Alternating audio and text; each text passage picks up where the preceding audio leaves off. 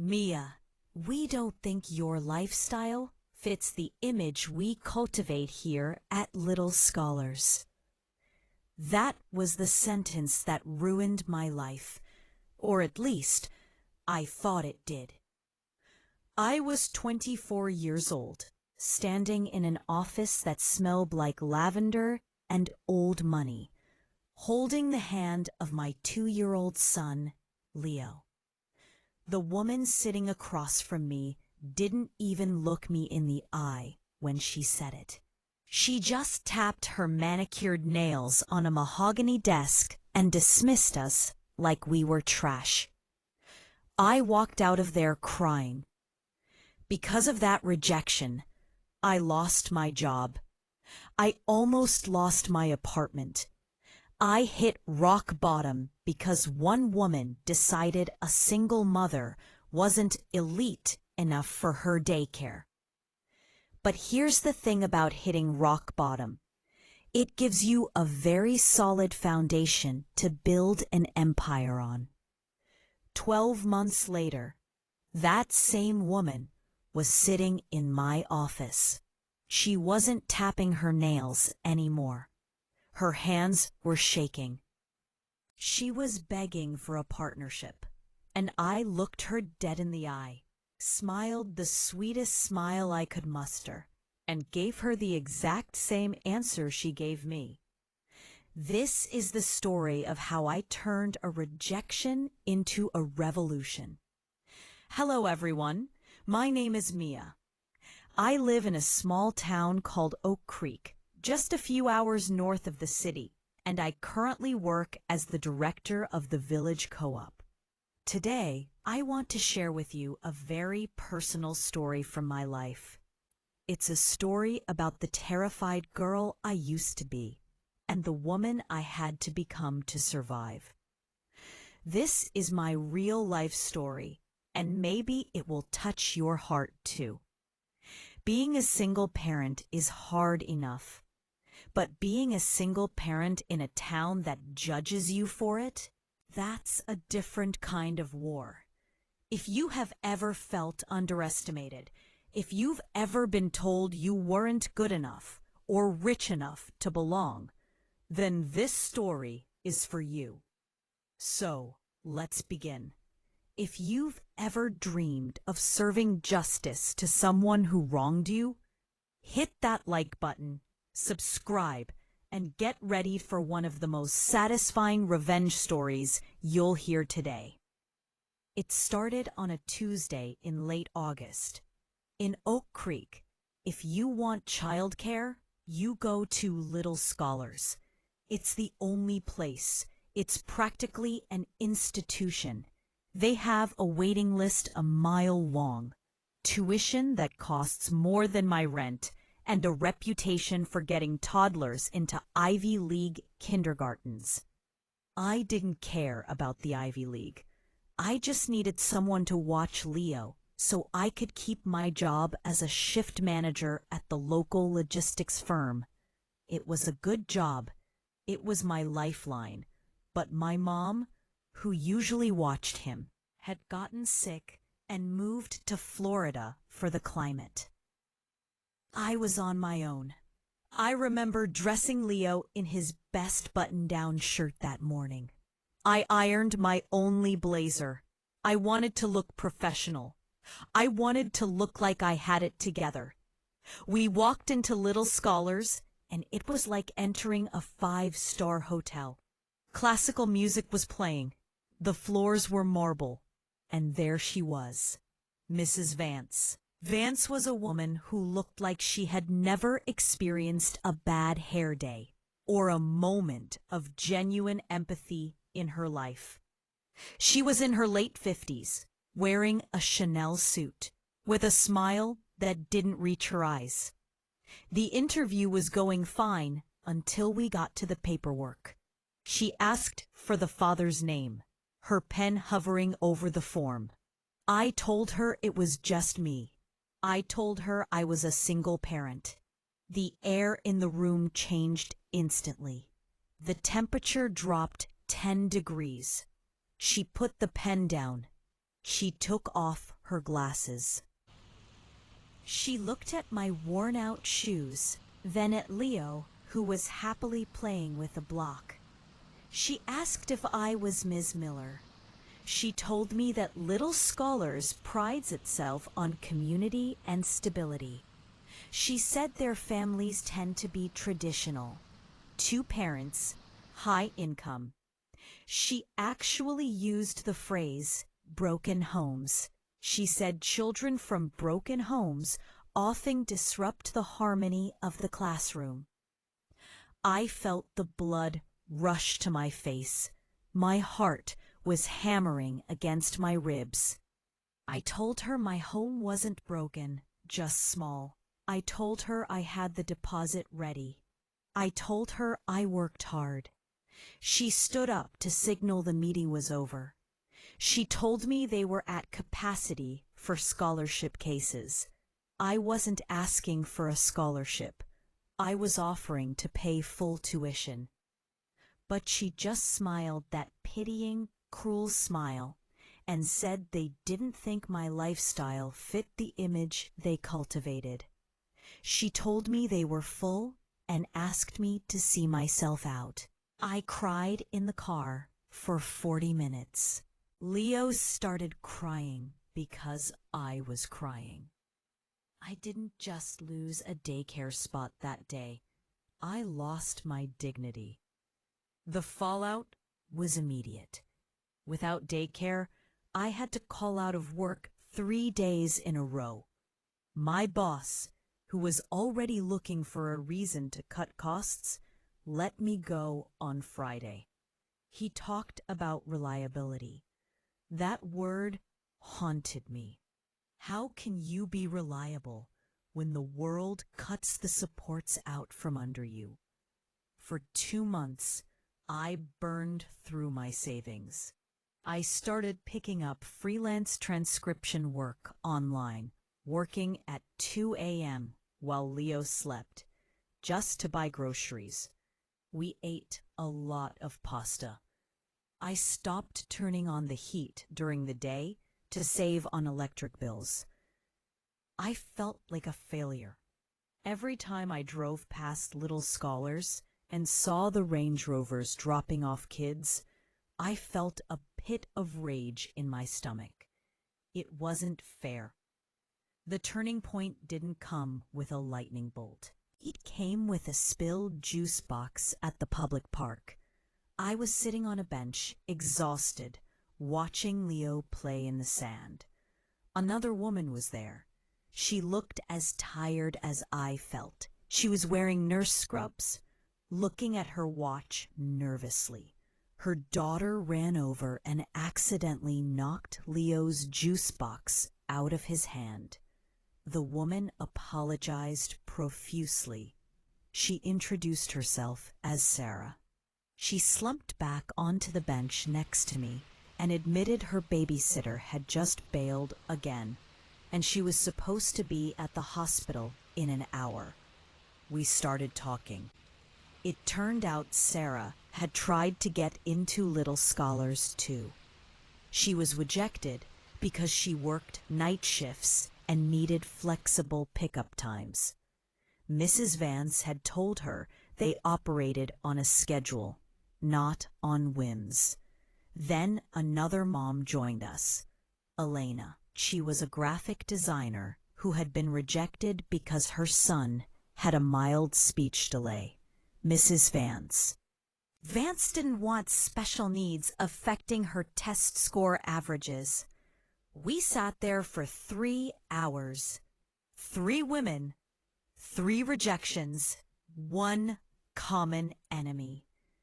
Sarah said it was ridiculous. She pointed out that between the 3 of us, we had enough money to pay a salary. We just didn't have a place. I looked at them. I looked at the kids playing together perfectly fine. Then I whispered that I had a certification. They looked at me. I explained that I got my early childhood education certificate 3 years ago. I never used it because the logistics job paid more, but I still had the active license. Sarah sat up straighter. She told us she had a basement. It was finished with a separate entrance. Her husband used it for storage, but they could clear it out. Elena chimed in immediately, saying she could handle the branding, the website, and the legal paperwork. We looked at each other. The desperation in the air evaporated, replaced by something electric. We decided right then and there to do it. We called it the Village Co-op. The concept was simple. It wasn't a business designed to extract profit. It was a cooperative designed to survive. We pooled our resources. Sarah's basement became our HQ. We spent 2 weeks scrubbing, painting, and safety-proofing. We didn't have marble floors. We had foam puzzle mats. We didn't have classical music systems. We had a Bluetooth speaker and a Spotify playlist. But we had something little scholars didn't: love. I took on the role of lead caretaker and director. Sarah handled the health protocols. Elena handled the admin. We opened with just 4 kids, ours and 1 neighbor's. But in a small town, people talk. Moms whispered at the grocery store. They heard about a place that let you pick up late if you were stuck in traffic without charging $1 a minute. They heard we served homemade food. They heard we had a sensory room for kids with anxiety. By month 3, we had 10 kids. By month 6, we had rented a small commercial space, an old dance studio that had gone under. It had big windows and a massive backyard. We weren't just a daycare anymore. We were a community. We did potluck dinners on Fridays. We had a take-a-coat, leave-a-coat closet for struggling parents. We accepted the kids Mrs. Vance rejected, the loud ones, the messy ones, the ones with single moms or 2 dads or tattoos. And the kids were thriving. Of course, Mrs. Vance didn't like that. When you're the queen bee, you don't like seeing the worker bees start their own hive. The first attack came in the form of a health inspector. He showed up unannounced at 8 a.m. on a Monday. He went through our kitchen with a fine-tooth comb. He measured the distance between the sleeping mats with a laser ruler. He found nothing. We were bulletproof. I had memorized the state code better than I knew my own phone number. But I remembered what my dad used to say. Don't wrestle with a pig. You both get dirty, and the pig likes it. I told Sarah and Elena that we wouldn't fight her with words. We would fight her with results. About 10 months in, the tide turned. The economy in Oak Creek took a dip. A local factory closed. People were tightening their belts. Little Scholars, with its exorbitant tuition and rigid fees, started looking less like a luxury and more like a burden. Meanwhile, the Village Co-op was affordable because we were a non-profit. We were flexible. Then, the scandal hit. It turned out Mrs. Vance had been underpaying her staff while raising tuition. 3 of her best teachers quit in the same week. Guess where they came? They walked into my office, which was actually just a desk in the corner of the nap room, and asked for a job. One teacher, a sweet girl named Emily, told me Mrs. Vance treated them like furniture. She said she heard we actually let kids be kids. I hired them on the spot. With certified teachers, our reputation exploded. We had a waiting list. We were winning awards. The local paper ran a story with the headline, "The Village Co-op, the Heart of Oak Creek's Childcare." The photo on the front page was me, holding Leo, laughing, surrounded by 20 happy, messy kids. I framed that article. It was a rainy Tuesday, almost exactly 1 year after I had walked out of Mrs. Vance's office, when my phone rang. The caller ID said Little Scholars. I let it go to voicemail. She called again an hour later, then again the next day. Finally, on Thursday, she showed up. I watched her through the glass front of our converted dance studio. She looked different. Her Chanel suit looked a little loose. Her face was drawn. She didn't stride in with confidence. She hesitated at the door. I was busy helping a toddler with a zipper. I took my time. I let her wait in the lobby, which was full of parent artwork and muddy boots, for 10 minutes. Finally, I walked over. I didn't offer her my hand. She looked around the room, taking in the chaos, the laughter, the warmth. She looked jealous. She asked if we could speak privately. I led her to my small office. I didn't offer her water. I sat down behind my desk, an IKEA desk scuffed at the edges, and waited. She tried to regain her composure. She told me that Little Scholars was restructuring and looking to modernize its approach. She used a lot of big corporate words to hide the truth. She said they had noticed our unique success with the community demographic. The truth was, she was drowning. Her staff had left, her clients were leaving, and she was broke. She needed my wait list. She needed my reputation to save her sinking ship. She wanted to buy the soul of my company to fix the hollowness of hers. She proposed a partnership, a merger. She wanted to bring the village under the Little Scholars brand. She said I would have access to their building and resources. She would remain as president, of course, but I would be the head of operations. I stared at her. I thought about the day she looked at my shoes. I thought about the day she called my home broken. I thought about the lifestyle she despised. I leaned forward and clasped my hands on the desk. I channeled every ounce of calmness I possessed. I told her that her facility was beautiful and the marble floors were lovely. She smiled, thinking she had won. Then I dropped the hammer. I told her that I didn't think her business model fit the image we cultivate here. Her smile froze. I explained that we prioritize empathy, flexibility, and kindness.